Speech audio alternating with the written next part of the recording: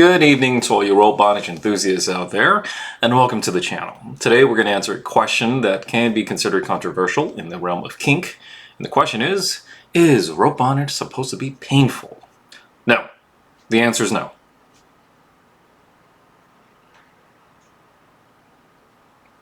Why are you still watching this video? Go. Get out of here. Get. And before we begin this video, let me explain who I are and where info come from that you need be knowing. My name is Remy K. Thing. I've been a professional dominant for about a decade. I've been the SAKE CEO for just about the same amount of time, which is the largest and longest running Asian alternative lifestyle group in all of Southern California. I'm the owner of a wonderful black cat named Truffles. I am a fitness dom, as the term is coined. And lastly, and more importantly for the purpose of this video, I'm the named student to the Master K Ryu. Master K being the only certified and recognized Kimbaku sensei on this side of the Western Hemisphere, straight up. One of the last few living experts on rope bondage that there is. Oh, and obviously I'm the one who's editing these videos, as you can clearly tell. For all you innocent people that stumbled onto this video, sorry not sorry, but your algorithm is truly stained now. And I'm quite proud of it. For everyone else, let's explain what rope bondage is first. So rope bondage is the act and practice of using rope to elicit pleasure, whether it's platonic or sexual or romantic. And to answer the question of why no is the simple answer to our main question, we're going to have to tell you and explain the three types of rope bondage that's currently out there right now, generally speaking. The first one is Japanese rope bondage, widely known as shibari, its progenitor title, or currently Kimbaku, which is its most purest and refined form. More pure than all those white horses I keep hearing people trying to ride. Japanese rope bondage, aka shibari, aka Kimbaku, was refined over thousands, if not hundreds of years through Japanese culture when it comes to warfare, occupation, religious practices, and theater, into an institution as it is now known as, with its own culture, its own iconography, philosophy, and cultural motifs, things like that. And as of this video, there are very few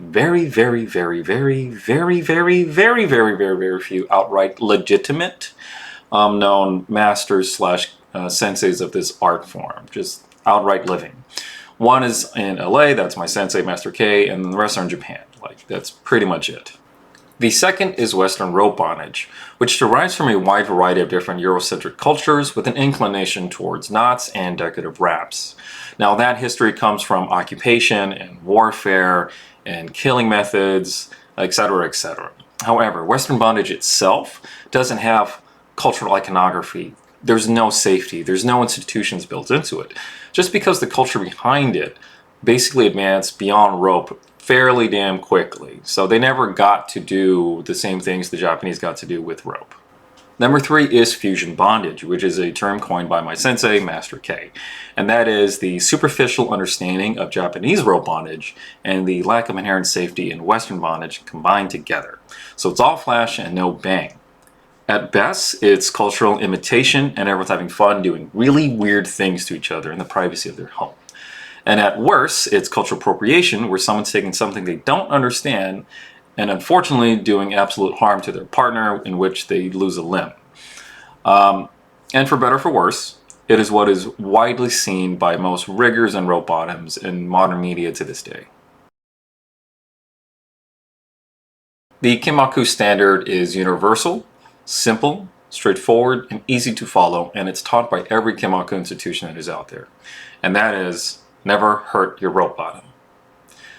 Ever. Through proper education, with safety, technique, and philosophy, a rope bottom should have no harm done onto them at all under any circumstances, even with extreme acts of bondage. There is nothing new under the sun of Kimbaku. Literally, there's a technique for any kind of body type, ailment, and subsection of rope. It's all been done before, tested before, tried before, and made safe for human use already. So, when it comes to someone claiming of Kimbaku lineage, and they do harm to their rope bottom, whether it's accidental or purposeful, they can no longer be considered professional ever again, and are therefore ostracized from their ryu in the local community, usually. Unfortunately for fusion bondage and Western bondage, there's no culture behind it, there's no institutions, so it's the wild, wild west of morals and ethics and safety technique when it comes to the kind of rope top you might find. So if you throw a rock, you could easily find someone who is, you know, an Eagle Scout who's going to try to make sure that you're going to have a good time and that you're safe with them. Or, and more likely, you're going to have someone who's like a pinhead. But not like sexy Hellraiser pinhead. I mean like a legitimate person who has no idea what they're doing and they're going to do absolute harm to you because of their lack of A, morals, or B, technique. That kind of pinhead. Are there times during a rope session in which there is some pain? And that is absolutely true. But all of these discomforts last for maybe a couple of seconds. It's a rope pinch, it's a little bit of a body ache, maybe the rope is a little bit too tight. None of these things should last for more than a few seconds and be sustained long enough to cause a rope-related injury that is either psychological or physical. It's up to the rope bottom to bring up any kind of feelings of numbness or pain to their rope top, who then takes responsibility of adjusting, fixing, and changing the rope in order for the rope bottom to feel safe and good again. Unfortunately, any kind of prolonged feelings of numbness and pain commonly and oftentimes leads to long-term damage to the rope bottom. Not to get into any of the horror stories that are out there, but many a fetish model have lost use of their limbs because of poorly done rope that was on them for a photo shoot and some such. And then there's the pure negligence out there and the outright crimes that happen to rope bottoms who are in a vulnerable position with their rope top.